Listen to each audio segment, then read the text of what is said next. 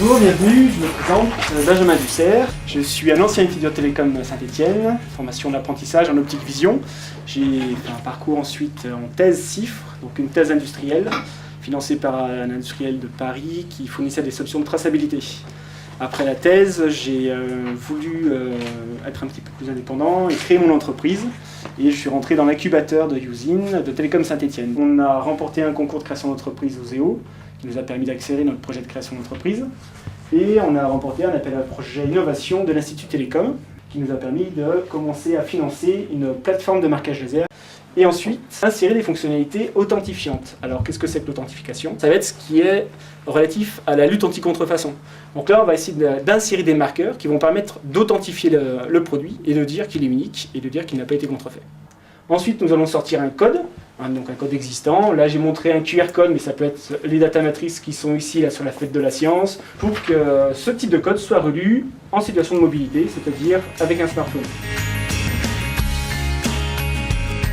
Les fameuses plaques ici, vous avez pu voir sur les amphis à quoi ça ressemblait. L'idée, c'est évidemment de faire un code sur une plaque. L'exemple de l'amphi, c'est très simple. À 8h, il y a cours de physique. Quand vous allez flasher ça à 8h, vous allez avoir l'adresse mail du professeur de physique. À 10h, il y aura cours de chimie, adresse mail du prof de chimie. À 14h, une conférence sur des biotechnos, le site web qui sera rédigé sur les biotechnos, et ainsi de suite. L'idée, c'est de toujours mettre à jour, via un système informatisé, les redirections de ce type de code. Ensuite, ici, vous avez des exemples de marquage sur des bouchons. Alors, quelle était la problématique de ce fabricant de bouchons? Ce fabricant de bouchons, il avait des bouchons de différentes qualités. Donc, des bouchons à quelques centimes, des bouchons à une dizaine de centimes et des bouchons à plusieurs euros la pièce. Et l'idée, c'était de pouvoir faire un marquage identifiant sur la plupart des bouchons, mais aussi sur les bouchons à valeur ajoutée, un marquage authentifiant, permettant d'insérer des informations qui permettent de lutter contre la contrefaçon.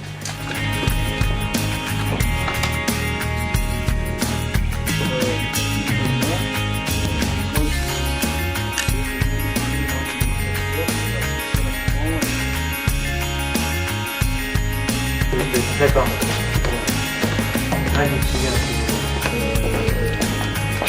Moi j'enseigne à Télécom, j'enseigne la photonique. La photonique, qu'est-ce que c'est? Enfin, souvent ça étonne les gens, hein, alors que l'électronique ça les étonne plus. Pourtant c'est la même chose, enfin, c'est analogue. Simplement l'optique permet de comprendre comment on fait passer la lumière d'un point A à un point B, mais il ne suffit pas de faire voyager la lumière, il faut savoir comment elle est créée et qu'est-ce qu'elle va devenir. Donc comment elle est créée? Ce sont toutes les sources de lumière, notamment le laser. Et ensuite, ce qui est intéressant, c'est voir comment la lumière interagit avec la matière. Donc nous, on est parti d'une source de lumière particulière qui est le laser femtoseconde. Et les lasers femtosecondes, elles sont caractérisées par le fait qu'on peut obtenir des impulsions extrêmement courtes, de l'ordre donc de quelques dizaines ou centaines de femtosecondes. Une femtoseconde, c'est 10-15 secondes. Et si vous voulez, justement, l'électronique ne sait pas faire ces durées-là. Donc on voit des choses qu'on n'avait jamais vues en fait. Vous voyez, si vous avez une énergie, puisque la puissance est énergie sur le temps, si le temps est très court, et la puissance est énorme. Donc en fait, dans une impulsion en femtoseconde, j'ai autant d'énergie que toute la puissance électrique française, toutes les centrales nucléaires françaises. Mais alors forcément, c'est dans un temps très court, hein, alors que la puissance électrique française est en continu. Donc avec ça, je peux découper tous les matériaux.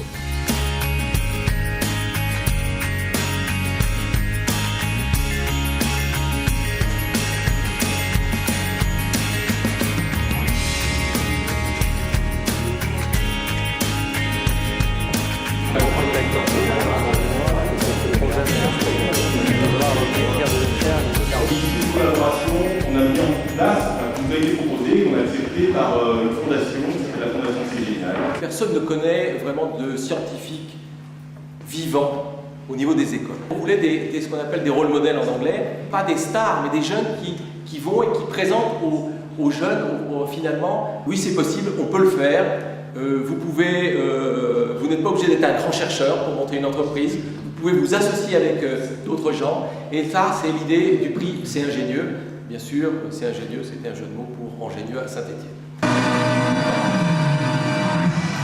voici les heureux gagnants du deuxième prix C'est ingénieux, innovation et design. Et voilà, c'est lui l'heureux gagnant du premier prix C'est ingénieux. considérer des pièces d'envergure millimétrique et d'apporter des précisions dans l'usinage qui sont de l'ordre de la centaine de l'ordre.